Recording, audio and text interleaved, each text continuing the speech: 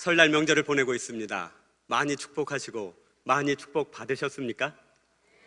주의 이름으로 올 한 해 복 많으시기를 축원합니다. 우리 옆 사람과 인사하겠습니다. 새해 복 많이 받으세요. 아멘. 새해 복 많이 받으십시오. 오늘 우리가 함께 읽은 본문은 모세가 이스라엘 백성들을 축복한 긴 이야기의 처음 시작입니다. 모세와 이스라엘 백성들은 지금 가나안 땅을 목전에 두고 있습니다. 비참한 노예 생활을 하던 애굽을 탈출하고 광야의 40년 인생을 다 끝낸 후에 이제 가나안 땅에 들어가기 직전입니다. 모세의 나이는 벌써 120세가 되었고 곧 죽을 것입니다. 죽기 전에 가나안 땅에 들어가는 이스라엘 백성들을 축복하길 원했습니다. 그리고 그 축복을 위하여 이스라엘 백성들을 다 모은 후에 우렁찬 목소리로 그리고 경고가 담긴 목소리로 축복했습니다. 너희는 열방 가운데 하나님이 택한 백성이다. 열방 중에 누가 하나님의 택함을 입은 백성이 있었더냐? 그 긴 기적과 이적으로 그 백성을 이끌어내며 또한 가나안 땅을 짓지 아니한 성읍과 집과 포도원을 준 백성이 어디 있느냐? 바로 너희가 그러하다. 그러나 너희들은 가나안 땅에 들어가면 반드시 실패할 것이다. 하나님을 거역할 것이다. 그곳에서 너희들은 멸망당하기까지 하나님께 쫓겨다닐 것이다 라고 축복합니다. 모세의 축복은 세상에서 말하는 축복과 사뭇 다릅니다. 어제가 설날이었지 않습니까? 일가 친척들 만나셔서 축복하셨을 텐데 새해 인사하면서 우리 민족은 덕담이라는 것을 합니다. 아직 이루어지지 않았지만 이루어질 것으로 축하하는 것입니다. 처녀에게 시집 잘 갔다며 남편 잘 얻었다며 잘했네 이렇게 인사합니다. 고3에게는 좋은 대학 들어갔다며 애썼네 그러고 인사를 합니다. 말하는 대로 축복하는 대로 이루어지길 바라는 자기의 소망과 기대를 담아서 하는 것이 축복이다. 세상 사람들은 그렇게 말합니다. 그러나 오늘 모세의 축복을 통해서 우리가 살펴보려는 바 하나님의 축복은 전혀 그렇지 않습니다. 모세는 오히려 저주에 가까운 말, 세상 사람들의 시선으로 보면 저주인 말을 축복이라고 소개하고 있습니다. 신명기 31장 27절로 28절에 내가 너희의 반역함과 목이 고준 것을 아나니 오늘 내가 살아서 너희와 함께 있어도 너희가 여호와를 거역하였거든 하물며 내가 죽은 후에 이리랴. 너희 집과 모든 장로와 관리들을 내 앞에 모으라. 내가 이 말씀을 그들의 귀에 들려주고 그들에게 하늘과 땅을 증거로 삼으리라. 이러고 시작하는 것입니다. 이스라엘 백성들에게 너희들은 가나안 땅에서 반드시 실패할 것이다. 그것은 너희가 완악하고 고집이 세기 때문입니다. 그러니 너희들은 들어가는 땅에서 실패와 좌절을 통해 큰일을 당할 것이다 말합니다. 이 노래의 시작인 신명기 31장 1절에 이렇게 되어 있습니다. 하늘이여 귀를 기울이라. 내가 말하리라. 땅은 내 입의 말을 들을지어다. 지금 이스라엘 백성들에게 축복하는 모세는 누구를 증인으로 들어서 축복하냐면 하늘과 땅을 동원하여서 증인으로 삼아 축복하고 있습니다. 여기는 두 가지 뜻이 있습니다. 첫 번째는 하늘과 땅으로 표현되는 것은 하늘과 땅이 변함이 없는 것처럼 이스라엘 백성은 하늘과 땅을 볼 때마다 하나님이 변하지 아니하시며 변개치 아니하시며 늘 동일하시며 신실하시고 성실하심을 하늘과 땅을 통해서 보게 될 것이라는 것입니다.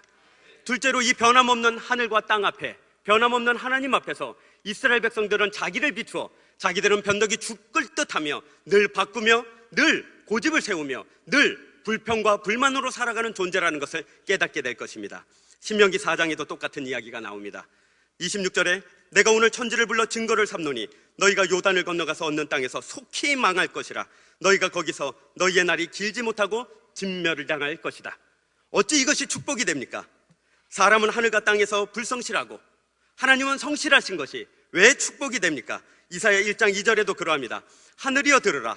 땅이여 귀를 기울이라. 여호와께서 말씀하시기를 내가 자식을 양육하였거늘 그들이 나를 거역하였도다.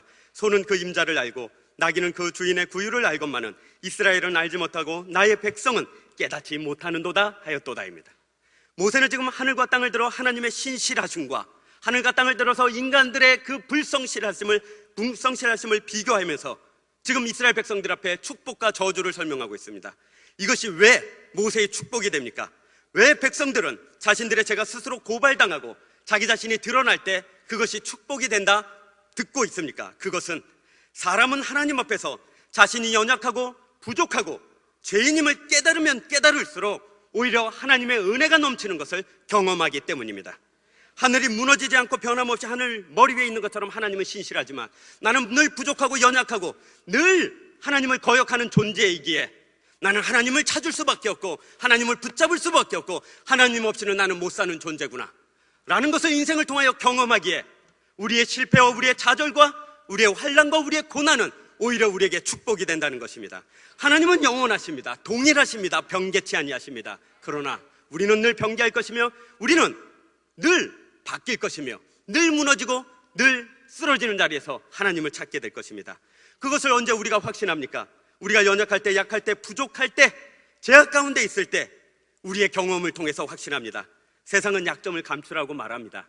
약점이 드러나면 세상은 우리를 비난하고 사람은 떠나가고 우리의 계획은 무너지기 때문에 약점이라는 것이 드러나면 안 된다고 세상에서 배웠습니다. 감추고 약점이 아닌 것처럼 드러내라고, 약점이 아닌 것처럼 감추라고 그렇게 배웠습니다. 그러나 하나님의 말씀은 그렇지 않습니다.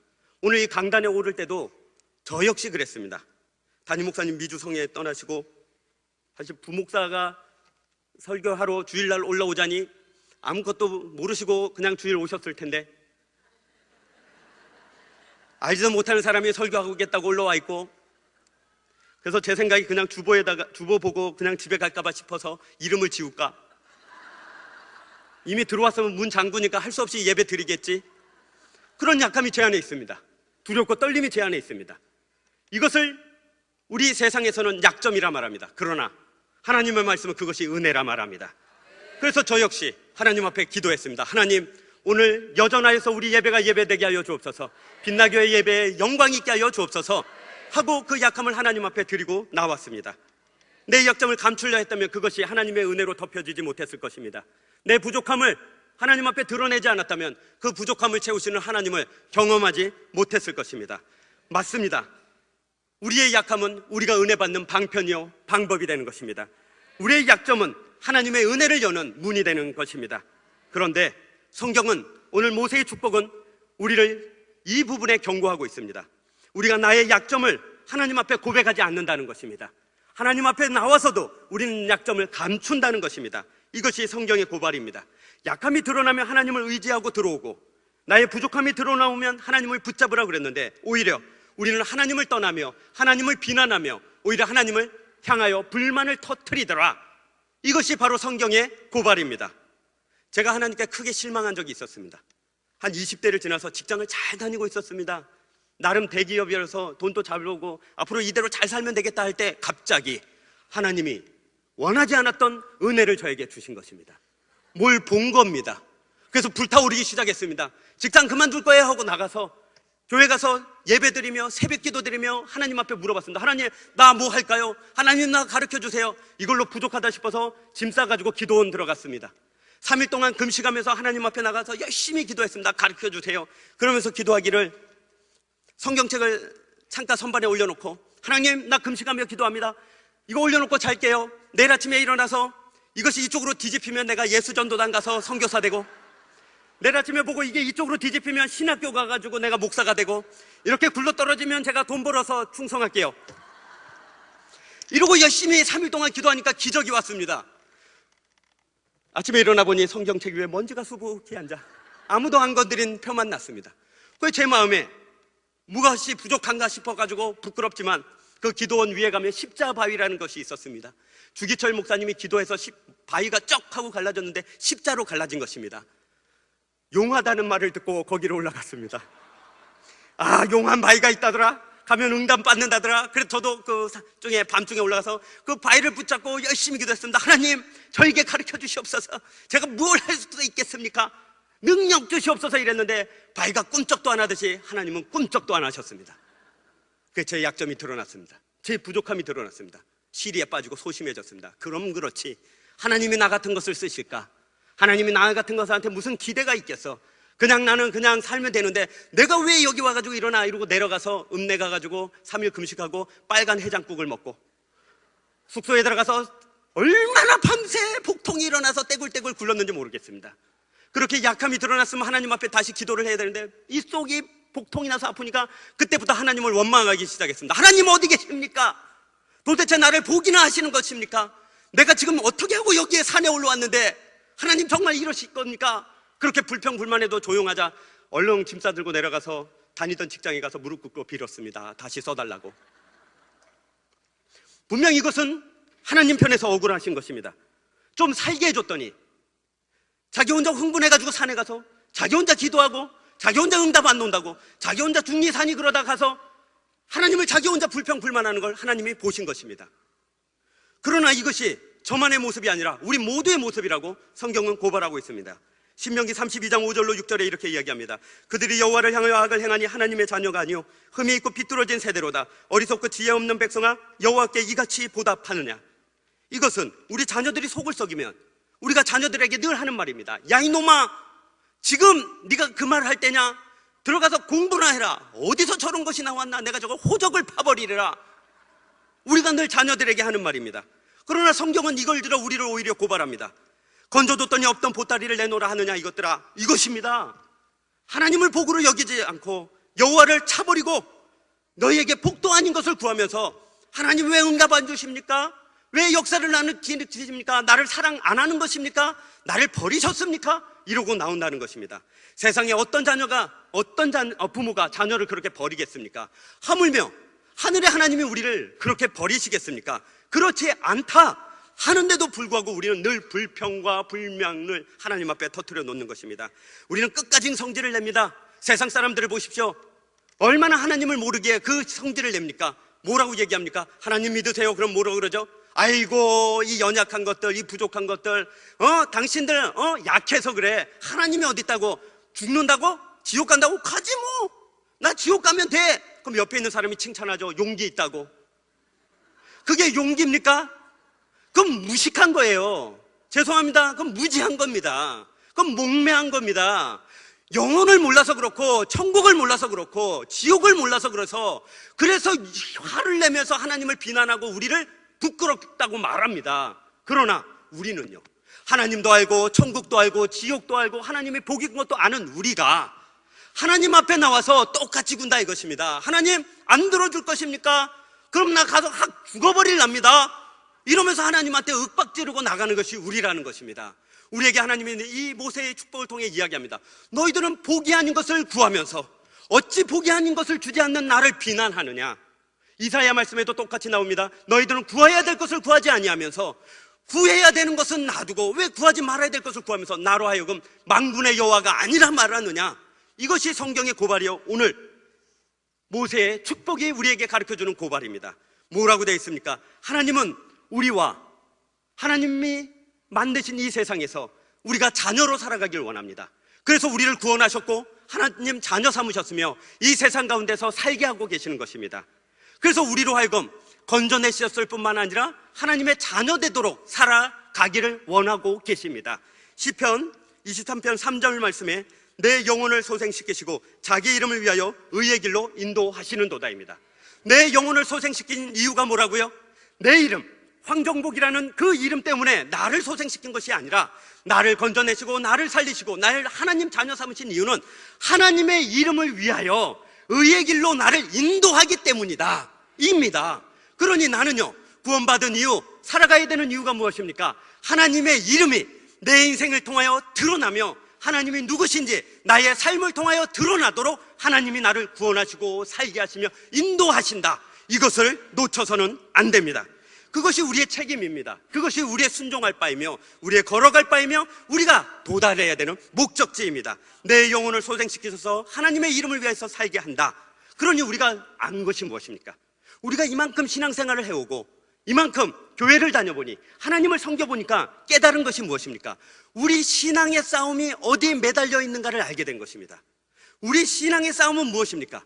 다른 것으로 우리가 하나님과 싸워봐야 아무 소용없다는 걸 우리가 알게 되었습니다. 우리가 하나님과 싸워야 되는 것은 이것입니다. 하나님과 내가 밀고 당기는 그 싸움을 통해서 결국 나는 죽고 나의 삶을 통하여 하나님의 하나님으로 드러나도록 하나님이 지금 우리와 싸우고 있다는 걸 우리가 눈치채야 되는 것입니다. 하나님은 먹는 거, 입는 거, 자는 거, 쓰는 거, 누리는 걸로 우리하고 싸움하지 않습니다. 들에 핀 백합화를 봐라, 공중 나르는 새를 봐라. 누가 떡을 달라는데 돌을 주며 누가 생선을 달라는데 뱀을 줄 자가 있느냐? 하늘의 하나님은 너희들에게 좋은 것으로 주시는 분이다. 그러니 나하고 더 이상 먹는 거, 입는 거, 자는 거, 쓰는 것으로 씨름하지 말자. 나는 너하고 무슨 씨름이 하고 싶냐? 나는 너에게 하나님이 되고 싶다. 너의 인생을 통하여 하나님으로 드러나고 싶다. 네가 울어도 나 때문에 울기를 원하며 네가 웃어도 나 때문에 웃기를 원하며 먹고 자고 쓰고 입고 누리는 그 모든 것 가운데 내가 하나님으로 드러나는 것, 그것 때문에 나는 너하고 씨름하고 싶다, 이것입니다.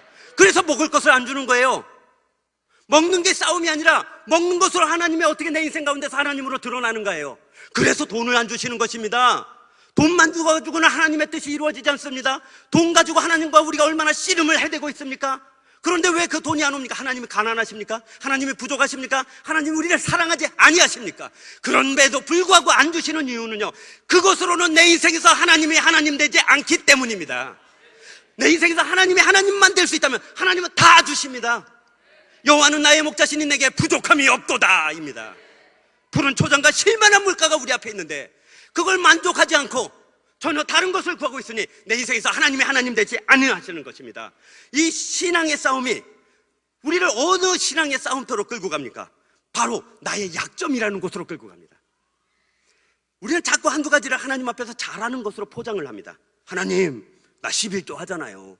이 11조 받으시고 나머지는 제 마음대로 하게 좀 도와주세요. 하나님, 제가 기도는 좀 하잖아요. 기도 열심히 할게요. 이 기도 받으시고 나머지는 그냥 하나님이 보호하사 내가 그냥 마음대로 살게 좀 해주세요. 내가 전도하잖아요, 하나님. 그러니까 나머지 내가 좀 못해도 그냥 가만히 있기로 합시다, 하나님. 이러고 우리는 하나님을 설득하려고 그럽니다. 사랑하는 성도님들, 우리가 신앙을 생각을 해보니까 어떤 싸움과 어떤 싸움터에서 하나님이 우리와 걸리십니까? 하나님은 우리가 잘하는 데서 절대 만나준 적이 없습니다. 우리가 열심을 내고 헌신하며 드려지는 장소에서는 늘 잘한다 이러고 아무 말도 안 하십니다. 신경도 안 쓰십니다. 그러나 우리가 약점 때문에 실패하고 우리가 세상 가운데서 좌절하며 눈물 흘리고 죽겠다고 하는 곳에서 하나님 우리를 만나주시는 것입니다. 그래서 이것이 축복인 것입니다. 건강이 약점인 사람은요, 건강 때문에 다 죽어갈 때 하나님이 만나주셔요. 이상하죠? 돈이 약점인 사람은요, 있을 때 하나님이 안 만나주세요. 파산하고 망하고 야, 다 모여봐라, 오늘 우리 이거 먹고 죽자, 이럴 때 하나님이 만나주십니다. 성질이 약점인 사람은요, 성질 부리고 막 살 때는 하나님이 모른 척 하세요. 그런데 내 성질 때문에 주위 사람이 다 떠나고 나를 벌레처럼 여기서 혼자 외로울 때 이 자리에 와서 하나님 나 어떻게 해요? 그때 만나주십니다. 하나님은요, 우리 자존심이고 소원이고 뭐고 나는 이제는 모르겠다, 난 다 죽었다, 하나님 나 이제 죽겠어요, 그럴 때 그제서야 슬며시 나타나서 다 죽었냐? 하나님 살았네, 이러고 다시 도망가시고 숨으시고 나타나지 않는 것뿐이라는 걸 우리가 우리 신앙생활을 통해서 얼마나 많이 경험했습니까? 하나님 앞에 우리는 늘 하나님을 속이려 합니다. 하나님 나 축복해 주세요. 그럼 이것도 하고 저것도 하고 내가 다 할게요. 우리 착각이 무엇입니까? 나 자신도 속이고 세상도 속여서 그냥 하나님의 축복을 받아낼 수 있다, 그렇게 생각합니다. 그러나 모세의 축복이 주는 결정적인 메시지가 무엇입니까? 너희는 반드시 실패할 것이다. 그리고 너희는 거기서 죽을 지경이 될 것이다. 너희들은 분명히 알아야 될 것은 바로 그것이 너희에게 복이 될 것이다. 왜 그것이 복이 되느냐? 하나님이 거기서 우리를 만나 주실 것입니다. 우리 실패의 순간, 좌절의 순간, 눈물 흘리는 순간, 심지어 나의 약점이 드러나며 수치심이 드러나며 죄책감 가운데 누워있을 때, 아무도 나를 돌아보지 않으며 찾지 아니하며 나를 오히려 벌레처럼 여기며 세상 사람들이 다 떠나간 자리, 아무도 나를 찾지 않는 그 자리, 드디어 나 홀로 있을 때 하나님이 와서 내가 너의 하나님이다, 나는 너를 위하여 독생자 예수를 보냈으며 내가 너를 구속하였나니 너는 내 것이다, 그 말씀 한 자락 붙잡고 일어나는 것입니다. 그때도 물론 돈도 안 주시고 건강도 안 주시고 자존심도 상한 그 상태로, 하나님 돈 필요 없고 건강 필요 없고 자존심 필요 없습니다, 여기까지 와보니까 내가 알겠습니다, 하나님만 붙잡겠습니다. 그럴 때 하나님이 내 손 잡고 일으켜 주시는 거죠. 그걸 경험하시길 주의 이름으로 축원합니다. 이스라엘 백성들은 지금 실패가 보장되어 있는, 실패가 확정되어 있는 가나안 땅으로 들어갑니다. 우리도 실패와 좌절이 확정되어 있는 2017년 안으로 들어가고 있습니다. 이스라엘 백성들이 가나안 땅에 들어와서 실패한 것처럼 우리 또한 2017년 수많은 좌절과 실패와 아픔 가운데 하나님이 우리를 던져버리실 것입니다. 그리고 하나님은 우리를 축복했다 말씀하여 주실 것입니다. 그리고 그 한 해를 살아가면서 하나님 우리를 만나 주실 것입니다. 거기서 하나님을 붙잡기를 주의 이름으로 축원합니다. 그래야 하나님이 하실 수 있는 일을 하기 때문입니다. 하나님이 그 좌절의 순간에, 그 실패의 순간에 모든 것이 흩어져서 더 이상 나를 치장할 수 없고 나를 분장할 수 없으며 나를 가릴 수 없는 모든 것이 흩어져 버려 내가 나로서 드러날 버릴 수밖에 없는, 들킬 수밖에 없는 그곳에 나타나셔서 나를 붙잡는 이유가 무엇입니까? 하나님은 우리 겉의 것을 바꾸고 싶지 않습니다.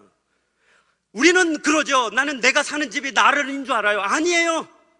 나는 내가 입고 다니는 옷이 나인 줄 알아요. 아니에요.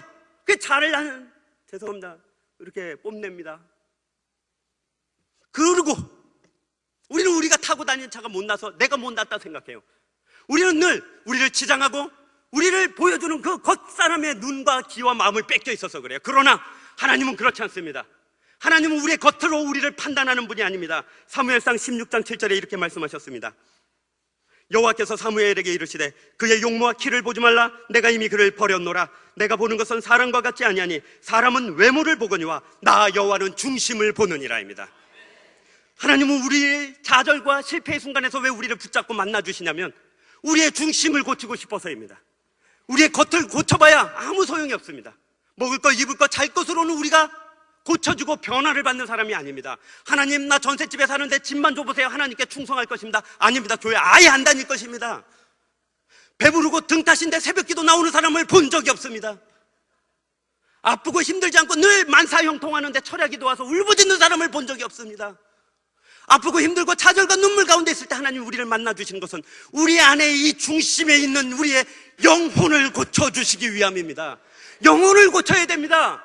영혼이 힘을 얻어야 됩니다. 영혼이 강력해져야 됩니다. 내 영혼이 힘을 얻으면 그 영혼의 힘으로 말미암아 내 마음에 있는 근심과 걱정과 두려움이 떠나가게 되는 것입니다. 내 마음이 걱정과 근심과 두려움이 떠나가 내 마음이 온전해지면 내 머리에서 발끝까지 육신에 있는 모든 병을 몰아내는 것입니다.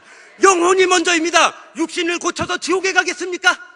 마음이 밝아져서 지옥에 가겠습니까? 적극적인 사고방식이나 긍정적인 사고방식을 가지고 지옥에 가면 무슨 소용이 있습니까? 우리의 영혼을 고쳐야 됩니다. 우리의 영혼이 고쳐져서 마음이 고쳐지고 육신이 고쳐지면 온전한 그리스도의 백성이 되어 드디어 하나님의 일을 맡길만 하게 되는 것입니다. 그 은혜와 능력이 주의 이름으로 여러분에게 있기를 주의 이름으로 축원합니다. 우리는 그것을 고치기 위해서 부름을 받았습니다. 그 중심에 무엇이 있기에 그 중심을 뜯어내서 하나님이 고치길 원하십니까? 우리 영혼에는 죄성이 있습니다. 하나님은 우리의 좌절의 순간에서 우리의 영혼을 끄집어내서 우리의 영혼에 결합되어 있는 그 죄성을 끄집어내고 뜯어내고 잘라내기를 원하고 계십니다. 죄성이 무엇입니까? 늘 하나님을 반대하고 싶어하는 것입니다.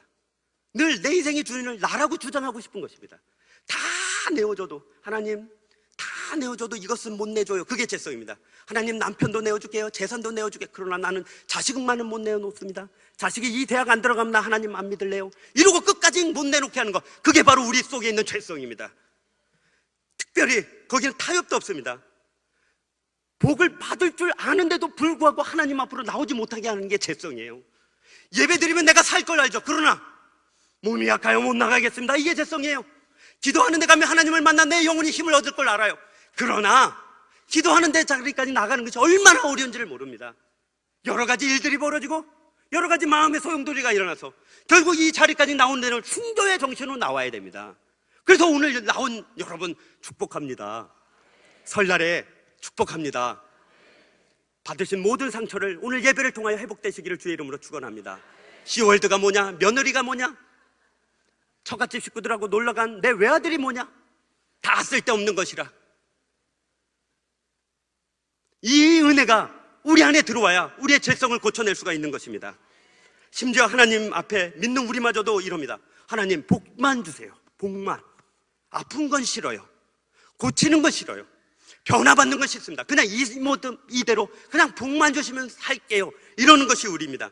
하나님은 그 고집과 지금도 싸우고 계시는 것입니다. 우리 안에 성령으로 찾아오셔서 아침마다 우리를 깨우시고 경책하시면서 너 그리 하면 안 된다, 그리 하면 안 된다, 양심을 통해 말씀하시고 길을 가로막으시면서 너 그리 가면 안 된다, 죽는다, 지팡이와 막대기로 우리를 끄집어내서 하나님의 길을 가게 하는 것입니다. 우리의 고집을 꺾어놓고 아집을 꺾어놓고 가는 길을 막아서서 얘들아 그리 가면 안 된다, 제 갈 길로 가다간 다 벼랑 끝에 떨어져 죽는다, 이리 오라 부르고 계시는 것입니다.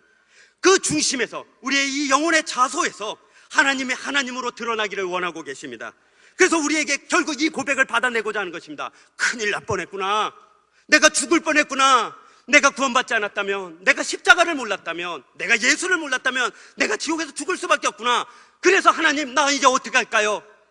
내가 전에 욕심을 따라 살았는데 이 실패와 좌절의 순간, 이 현주소 여기서 내가 뭐 할까요? 물어볼 때, 자, 너희들은 나를 따르라. 하나님이 부르시는 것입니다. 진정한 복으로 부르십니다. 진정한 축복으로 부르십니다. 이것이 만복입니다. 내 고난의 끝에 보여지는 하나님, 내 환난의 끝에 드러나시는 하나님으로 인해서 드디어 내가 하나님의 자녀구나 확증하는 것입니다. 내 아버지의 하나님도 아니고 목사님의 하나님도 아니고 누구 내 믿음의 선배의 하나님도 아니고 내 하나님을 내가 드디어 만나는 것입니다. 그 하나님과 더불어 이제 걸음을 떼어서 나아가는 것입니다. 반드시 나아가야 됩니다. 구원은 하나님이 시키셨지만 하나님의 자녀답게, 백성답게 살아가는 것, 이 두 발로 걸어가야 되는 것입니다. 한 걸음 한 걸음 걸어가시길 주의 이름으로 축복합니다. 새 어떤 복을 따로 받으시겠습니까? 우린 이미 복을 받은 사람들입니다. 우리가 받은 복이 무엇입니까? 내 인생을 통하여 하나님이 하나님으로 드러나는 복을 받았습니다. 내 인생을 통하여 하나님이 하나님으로 드러나는 게 왜 복이냐면, 그것이 우리의 자랑이요 기쁨이요 영광이요 면류가 아니냐면, 하늘과 땅이 하나님의 영원하심을 드러낸다면 하나님의 백성이요 자녀인 우리는 하나님이 어떤 분이라는 걸 하늘과 땅보다 얼마나 많이 드러내겠습니까? 조금만 더 따라오시면 됩니다. 포기하지 마시고. 세상 모든 사람이 지문이 다 다르죠. 홍채가 다 다릅니다. 세상 지구 인구가 60억이래요. 그러면 60억 인구의 지문과 홍채가 다 다르도록 만드신 분은 얼마나 지혜와 명철이 뛰어나시겠습니까? 그렇죠? 그 만드신 분이 하나님인 걸 아는 게 누구라고요? 바로 우리라고요. 세상은 그걸 몰랐다고요. 지금도 모르고 있어요. 생각해 보십시오. 뭔가를 아름답게 만들어서 선물로 가져왔는데 아무도 몰라보면 제일 실망하는 건 누구죠? 선물을 못 받은 사람, 못 알아보는 사람이 아니라 그걸 고민하고 애써서 만들어가지고 갖다 놓은 사람은 얼마나 속이 상하겠습니까? 반대로 아름답고 멋있게 만들어서 갖다 놨더니 선물을 받은 사람들이 놀라고 자빠지면서 이게 뭐다냐 이러고 놀라면요, 얼마나 만든 사람이 기쁘겠습니까? 하나님이 지금 우리를 통하여 이 인생 가운데, 우리의 삶 가운데 무엇을 하고 싶어 하시냐면 우리가 하나님을 알아보기를 원하셔요. 듣기를 원하셔요. 깨닫기를 원하고 계시는 것입니다. 하나님 거기 계셨습니까? 전에는 몰랐었네요. 하나님을 전에는 귀로만 듣더니 이제는 내가 눈으로 보니 하나님이 정말 하나님이셨군요. 알아봐 주는 거예요. 이게 영광이에요. 이게 칭찬이에요. 이게 찬송인 것입니다. 하나님은 우리의 인생을 통하여 그걸 하기를 원하시고 계십니다. 그러나 세상 사람들은요, 하나님을 알아보지를 못해요. 하나님이 누군지도 몰라요. 세상 사람들은 고려청자 갖다 줬더니 그게 뭔지를 몰라서 그냥 요강으로 쓰는 수준이에요. 우리는요, 고려청자를 보고 아는 거예요. 그 흙의 기쁨과 그 빛이 세계 아늑한 그 선을 따라서 흐르는 그 모든 것들이 이 가히 진열장에 놓고 손님을 불러다가 칭찬하며 그것을 보며 감탄할 만큼 뛰어난구나를 알아서 우리 인생을 보니 우리 인생이 고려청자처럼 만들어져서 세상의 모든 사람들 우리를 볼 때 우리의 얼굴빛을 통하여 하나님이 비춰주신 그 빛을 보며 우리의 몸가짐과 우리의 행실과 우리의 말들을 보면서 하나님의 지혜와 명철이 참으로 뛰어나시구나를 알도록 우리가 부름을 받은 것입니다. 모세가 산에 올라가며 40일 동안 거하니 그가 하나님의 얼굴을 대면하여 그 얼굴빛을 받아 모세가 산에 내려오니 그 얼굴에서 빛이 난지라 사람들이 그 모세의 얼굴을 빛을 바라보지 못하여 수건을 가져다 가리우기를 원하니 모세가 그 얼굴에 수건을 가리주 나중에 빛이 사라진 후에야 수건을 걷었더라. 바로 하나님의 빛이 모세의 얼굴빛에 묻은 것처럼 우리가 우리의 인생에 우리의 삶에 하나님이 묻어나서 우리가 걸어가는 길과 우리가 살아가는 모든 인생길 가운데 하나님이 드러나시는 것입니다. 이걸 하나님이 우리를 위해서 원하시는 거예요. 하나님이 이걸 우리보다 더 간절히 원하세요. 물건을 만들어 놓고 선물을 줬는데 기뻐하는 사람을 보면서 기뻐하는 것처럼 하나님이 우리를 기뻐하시고 즐거워하시고 그 사랑을 못 이기시는 이유가 무엇입니까? 하나님의 솜씨가 우리에게서 드러나기 때문입니다. 하나님의 계획이 우리 인생을 통하여 드러나기 때문입니다. 내가 하나님의 자녀이기 때문에 어쩔 수 없이 그 기쁨을 이기지 못해 우리를 껴안고 춤추고 싶으셔서 우리가 드러나기를, 하나님으로 드러나기를 원하고 계시는 것입니다. 하나님이 세상을 만드심도 기이하고 신비하고 놀랍지만 하나님이 우리 각자의 인생을 만드시면 더욱 놀랍습니다. 우리 각자의 인생이 다 같지 않습니다. 각 사람이 다 부모가 있으나 그 부모와 다 다른 인생을 삽니다. 인류의 역사는 몇 천 년이 되었지만 각자가 각자의 시대에 다 다른 삶을 살고 있습니다. 그 다른 삶을 하나님이 만드셨습니다. 우리 청소년들 함께 했기 때문에 말씀드리지만 평행이론 그런 건 없습니다. 도플갱어 그런 거 다 헛된 것입니다. 청소년들에게 얘기하는 것입니다. 거지나 줘버리십시오. 그런 건 쓸모없는 것입니다. 역사는 반복되지만 그 안에 살아가는 사람은 다 다릅니다. 그 인생은 다 다릅니다. 하나님의 솜씨가 그러합니다. 하나님의 지혜가 그러합니다. 하나님의 인도하심이 그러합니다. 전생도 환생도 없습니다. 왜 환생했는데 그 얼굴로 다시 환생해요? 모두가 단 한 번의 인생을 살 뿐이며 그 안에서 한 사람이 드러내는 하나님의 하나님 되심은 이전에 살았고 이후에 살 사람들과 달라서 각자가 하나님의 한 부분씩을 다 드러내는데 우리 모두가 함께 모이면 하나님이 어떤 분인가를 세상이 아는 그 놀라운 은혜와 지혜를 우리에게 주신 것입니다. 그걸 알아보는 것이 바로 우리입니다. 만드신 분, 이끌어 가시는 분, 드디어 완성하실 분이 하나님인 것을 아는 것이 바로 우리인 것입니다. 우연히 생긴 것이 없습니다. 목적 없이 사는 것도 없습니다. 모두가 하나님의 계획 안에서 하나님의 인도하심을 따라 살고 있고 우리는 그것을 보고 듣고 깨달은 복받은 사람들입니다. 이것이 참 복입니다. 이것을 복으로 여겨야 됩니다. 세상이 말하는 복을 이겨낼 복은 이것입니다. 내가 하나님을 안다. 그 하나님이 나를 사랑한다. 나는 하나님의 복으로 살아간다. 그러니 세상의 것들은 찍기처럼 여겨진다. 이것이 우리에게 복입니다. 바로 그 사람들이 그리스도인입니다. 믿는 자들입니다. 이는 우리가 예수 그리스도를 통해서 받은 가장 큰 복입니다. 믿는 자들이 누구입니까? 믿는 자들의 정체성이 무엇입니까? 믿는 자들의 가치가 무엇입니까? 믿는 자들의 참된 비전이 무엇입니까? 믿는 자들의 진정한 사명이 무엇입니까? 그것은 이 세상에, 이 세상 사람들 가운데 한 번도 없었던 사람이 출현하는 것입니다. 이것은 하나님과 세상이 기다리는 것입니다. 이 세상은 할 수 없는 일을 하는 자들이 나타나는 것이며 이 세상은 생각지도 못한 일을 하며 이 세상은 꿈꿀 수 없는 것들을 행하는 백성들이 나타나기를 하나님이 기다리고 계십니다. 이 세상 사람들은 알지도 못하고 듣지도 못하고 보지도 못하는 금과 돌과 나무로 만든 우상을 섬기며 그 앞에 복종하고 목숨을 구걸했지 않습니까? 그런데 언제 어떤 신이 그러했습니까? 이 신은 이 새로운 사람들과 대화하고 이 신은 그 사람들과 사랑하고 그 사람들과 함께 먹으며 신과 함께 동행하며 신이 가진 영생을 공유하며 신이 가진 지혜와 명철과 다스림을 함께하며 신이 가진 자비와 온유와 사랑이라는 성품을 드러내며 그 신과 함께 같이 들어가며 같이 나가며 같이 앉고 같이 눕고 같이 사는 그 사람들을 하나님이 만들어내신 것입니다. 이것은 하나님이 하신 것입니다. 도깨비는 못합니다.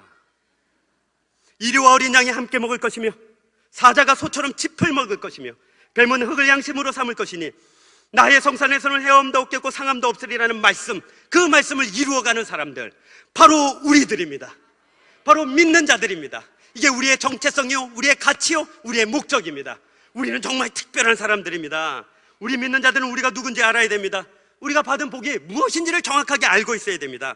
우리가 받은 복은 하나님이 누구신지 드러내도록 인생 가운데 부름을 받았다는 것, 그것이 우리 복인 것을 알아야 됩니다. 우리는 하나님의 신호등입니다. 우리는 하나님의 기상청입니다. 하나님의 나팔수이며 하나님의 스피커이며 하나님의 징검다리며 하나님 나라의 기둥이며 벽돌이며 창문이며 지붕이며 문들입니다. 하나님을 나타내는 모두입니다. 이스라엘 백성들이 가나안 땅에 집과 포도원을 거저받아서 그저 먹고 마시고 즐기라고 받은 것이 아닌 것처럼 우리 또한 인생 가운데 먹고 즐기고 자고 쓰고 누리는 것을 하라고 부르심을 받은 것이 아니라 내 인생 통해서 하나님이 하나님으로 드러나도록 부름을 받은 것입니다. 그래서 베드로전서 2장 9절에 이렇게 말씀하십니다. 그러나 너희는 택하신 족속이요 왕같은 제사장들이요 거룩한 나라요 그의 소유가 된 백성이니 이는 너희를 어두운 데서 불러내어 그의 기이한 빛에 들어가게 하신 이의 아름다운 덕을 선포하게 하려 하심이라입니다. 이렇게 이 말씀대로 우리를 부르셨습니다. 우리는 하나님이 택하셨습니다. 우리는 왕같은 제사장들입니다.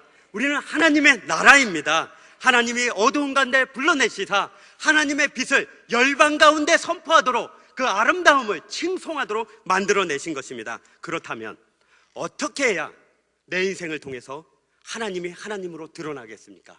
먼저는 아까 말씀드린 대로 나의 중심에서, 나의 영혼에서 죄성을 이겨내야 되는 그 싸움을 하셔야 됩니다. 그 싸움을 하면서 이제 하나님이 누구신가를 드러내는 그 싸움은 어떻게 할 것인가?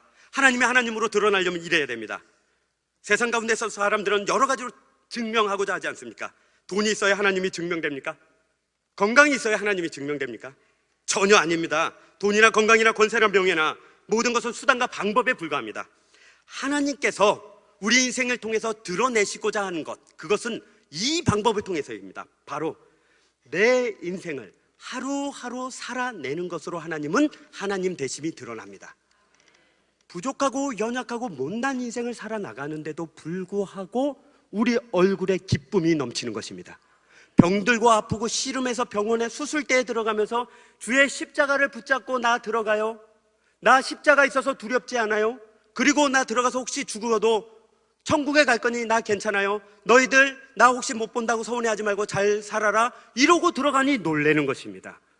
다른 사람들은 울고 자빠지고 원수가 생기며 다른 사람들을 욕하며 다른 사람과 시기와 질투로 서로 싸울 때 우리는 그렇지 않습니다. 오히려 여유 있게 걸어가며 말하며 전혀 다른 것을 보여줌으로 하나님이 우리 인생을 통해서 하나님으로 드러나시는 것입니다. 그것을 사도 바울은 이렇게 이야기했습니다. 빌립보서 4장 11절로 12절 말씀에 이렇게 얘기했습니다. 내가 궁핍함으로 말하는 것이 아니니라. 어떠한 형편에서든지 나는 자족하기를 배웠노니 나는 비천에 처할 줄도 알고 풍부에 처할 줄도 알아. 모든 일 곧 배부름과 배고픔과 풍부와 궁핍에도 처할 줄 아는 일체의 비결을 배웠노라입니다. 사도 바울은 이야기합니다. 궁핍함으로 말하는 거 아니다.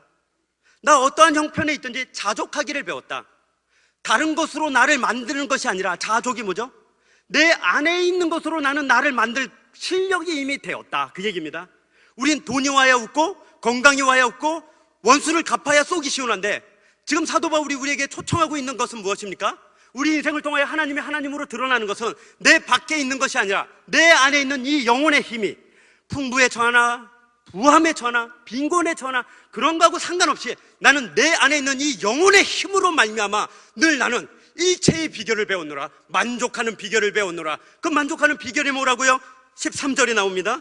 내게 능력 주시는 자 안에서 내가 모든 것을 할 수 있다입니다. 능력의 시선을 빼앗겨서는 안 됩니다. 그 능력은 내 능력이 아닙니다. 그건 하나님 능력입니다. 여기서 핵심 무엇입니까? 안에서입니다. 안에서. 하나님 안에 있는 자가 하나님을 드러내는 것입니다. 하나님 안에 있는 자가 전에 없던 일을 행하는 자입니다. 하나님 안에 있는 자가 세상 사람들은 이해할 수 없고 깨달을 수 없으며 할 수도 없는 일을 하는 사람이라고 지금 말씀하고 계시는 것입니다. 하나님 안에 있으면 됩니다. 하나님 성품 안에 있어 보십시오. 성격을 고칩니다. 하나님이 계획 안에 있어 보십시오. 그 계획을 따라 부요와 빈곤이 격하여 오니 더 이상 내가 돈에 매여 있음을 않음을 알게 됩니다. 하나님의 치유 안에 있어 보십시오. 하나님이 단번에 고쳐주지는 않는데 천천히 살다가 암에 걸려서 80까지 사십니다. 그렇습니다. 확신하시길 바랍니다. 하나님 안에 있으면, 온유와 자비하심과 하나님의 동행하심 그 안에 있으면 우리가 드디어 내 왼수 같은 사람들과 더불어 손을 잡고 걸어갈 수 있는 여유가 우리 안에 있습니다. 하나님 안에 있어야 됩니다. 그 하나님 안에 있으면 온유를 배우게 되는데, 온유한 자는 복이 있나니 땅을 기업으로 받게 되는 복을 이 인생 가운데 누리게 되시는 것입니다. 하나님의 지혜와 명철 안에 있으면 자로나 우로나 치우침 없이 하나님을 나라를 향해서 걸어가는 복을 우리가 받는 것입니다. 모든 것이 전부 다 하나님 안에 있습니다. 이 세상에 살아가는 먹고 마시고 누리는 모든 것도 하나님 안에 있지만, 하나님의 백성으로 살아갈 때 하나님이 드러나는 것마저도 다 하나님 안에 있습니다. 결국 우리 인생을 하나님 앞에 내어보니, 이 말씀 앞에 내어보니 드디어 우리가 우리 인생을 이해하기 시작하는 것입니다. 나는 계획을 하고, 나는 열심히 기도하고, 나는 열심히 헌신해서 내 인생 이렇게 짜 맞춰놓고, 하나님 왜 내 인생 이렇게 안 만들어 주십니까? 기도가 부족해서 그렇습니까? 헌신이 부족해서 그렇습니까? 하나님, 내 인생 이렇게 착착착 맞춰서 좀 세워주시옵소서. 그러고 하나님 앞에서 불만과 불평을 했는데, 하나님 오히려 이렇게 말씀하십니다. 아니다. 나는 그 인생으로 내가 너에게 하나님 되기를 원하지 않는다. 나는 지금 네가 살고 있는 그 인생을 통하여 내가 하나님으로 드러나기를 원한다. 너는 너의 인생과 화해해라. 너는 내가 너에게 준 인생을 인정해라. 넌 내가 너에게 걸어가라고 한 길을 묵묵히 가라. 넌 네가 만든 인생, 네가 인정하는 인생, 네가 하고 싶은 인생을 만들어 놓고 왜 나의 바지가랑이를 붙잡고 열심히 기도한다 말하냐? 나는 그곳에 관심이 없다. 나는 너의 인생 지금 허락한 대로 자족해라. 그 안에서 내가 너의 하나님이 될 것이다 입니다. 이것이 우리에게 능력입니다. 이것이 참 능력입니다. 기도를 해서 어떤 큰 일을 이루는 것이 능력이 아닙니다. 하나님이 원하시면 돌들로도 아브라함의 자손을 만드시는 분이십니다. 산을 뽑아 바다에 던지시는 분이십니다. 그런데도 불구하고 그것을 안 하시는 이유는 무엇입니까? 그것으로는 하나님이 하나님으로 드러나지 않기 때문입니다. 아침에 일어나 죽을 것 같은데, 암에 걸려서 이 안이 썩어가고 있는데 아이가 학교를 가니 밥을 하러 나오는 그 엄마가 바로 하나님의 능력을 소유한 자입니다. 오늘도 나가면 일거리가 있을지 없을지 모르는데 그래도 없어도 좋으니 일단은 나가는 봐야겠다 하고 잠자는 와이프와 아이를 놔두고 문을 열고 몰래 나가는 그 남자의 발길이 하나님의 진정한 능력입니다. 메꾸지 못해서 이거 도산할 텐데, 파산할 텐데, 그럼 우리 아이들 데리고 어디로 가나? 월세로 옮겨야 되나? 하나님 나 어쩌죠? 그리 아니하실지라도 나는 하나님을 떠나지 않겠나이다 하는 그 기도가 진정한 하나님의 능력인 것입니다. 그것이 세상 사람들이 말하는 복과 우리가 그전에 원했던 그 복을 이겨내는 복이 되는 것입니다. 원래는 이 복이 더 큰 복인 것입니다. 그래서 하나님이 그 능력으로 우리를 부르는 곳이 있습니다. 하나님이 하나님으로 우리 사이에 나타나는 것이 있습니다. 우리는 하나님 앞에서 이 세 가지를 지켜가야 합니다. 바로 믿음과 소망과 사랑입니다. 고린도전서 13장 13절에 뭐라고 되어 있습니까? 그런즉 믿음, 소망, 사랑, 이 세 가지는 항상 있을 것인데 그 중에 제일은 사랑이라. 결국 모세의 축복도 이 요한의 축복으로 이어집니다. 믿음이라는 것이 무엇입니까? 처음 우리가 하나님의 백성이 될 때 하나님이 우리에게 주신 것입니다. 믿음으로 말미암아 우리는 하나님을 알게 되었고, 믿음으로 말미암아 십자가를 보았으며, 믿음으로 말미암아 우리는 구원을 받았습니다. 그래서 하나님의 자녀가 되었고, 이제 두 번째 주신 것이 무엇입니까? 소망입니다. 믿음을 가지고 세상을 살아나가는데 무엇을 가지고 살아나가야 됩니까? 소망을 가지고 살아나가야 됩니다. 내 인생 이렇게 지질이 못나게 살지만 걱정하지 마라. 나 전세 산다, 나 월세 산다, 걱정하지 마라. 인생은 길어봐야 70, 80이다. 나 전세 살아도 7, 80만 살면 난 영원한 천국에 내 집이 있다. 이것이 우리의 소망입니다. 나 지금 병들어 다 죽게 됐다. 나 정말 이것 때문에 아마 다음 달, 후달 그렇게 된다. 너 나 욕하지 마라. 괜찮다. 나 지금 죽어도 괜찮다. 나에게는 영원한 집이 있는 소망이 있다.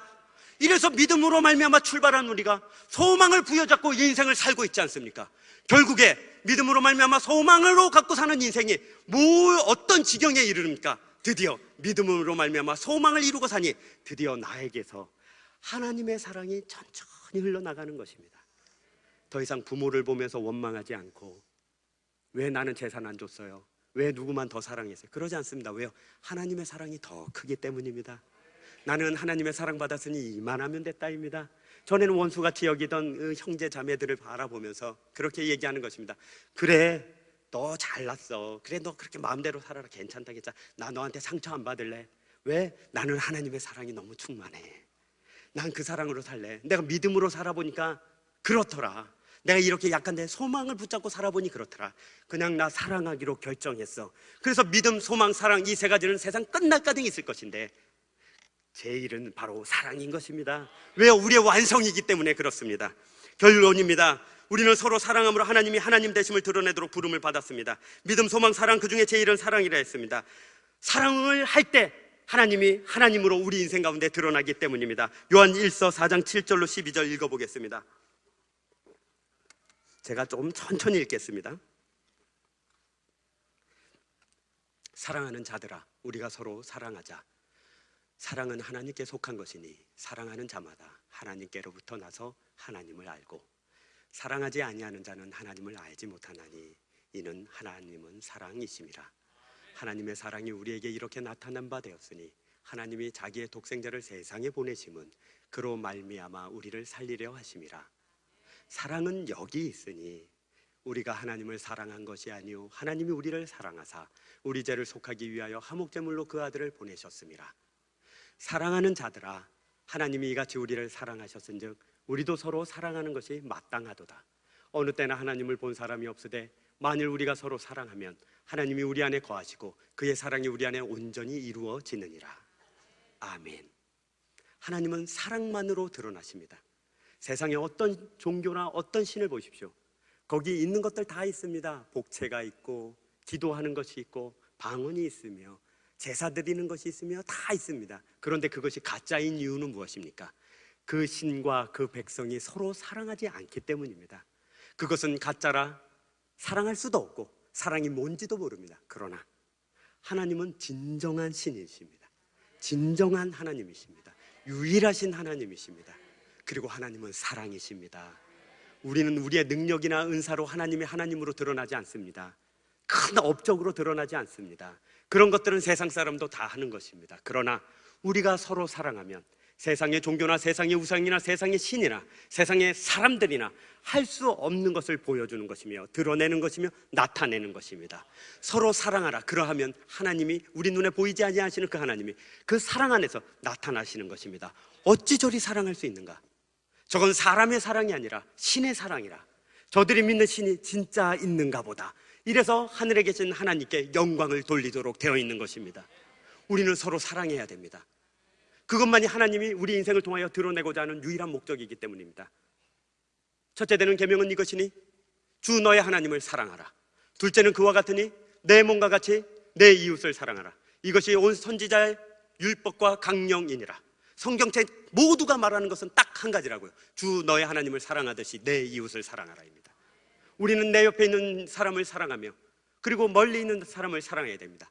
2017년 어떻게 각오하고 어떻게 결단하셨습니까? 그 각오와 결단 속에서 어떻게 이웃을 사랑하시기로 마음속에 확신하셨습니까? 아직도 죄송합니다만 내 소유와 내 물질을 내 가족들만을 위해서 내 쓰는 것만을 위해서 쓴다면 아직 하나님의 사랑이 우리 안에 온전히 이룬 것이 아닙니다. 어떤 사람을 돕고 계십니까? 어떤 사람을 정기적으로 후원하고 계십니까? 어떤 단체를 또 어떤 어둡고 슬프고 외로운 곳, 가난한 곳에 나의 소유를 쪼개서 보내고 계십니까? 작은 도움이지만 모여서 그곳에서 하나님의 빛이 드러나고 빛과 소금된 우리의 사명이 드러나며 그곳에 전에 없던 행복한 것과 따뜻한 것과 하나님의 빛이 드러나도록 살고 계십니까? 우리는 하나님의 사랑을 충만히 받은 자로서 구원과 천국을 보장받은 자로서 이제 그 부름을 받고 있습니다. 가족을 사랑하시고 이웃을 사랑하시고 교회를 사랑하시며 목사님을 사랑하시며 또한 교회의 사명을 사랑하시며 빛과 소금된 사명을 사랑하시며 무엇보다도 하나님의 사랑을 사랑하십시오.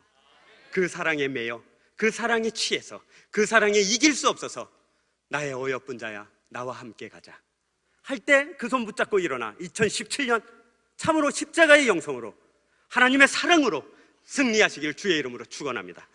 기도하겠습니다.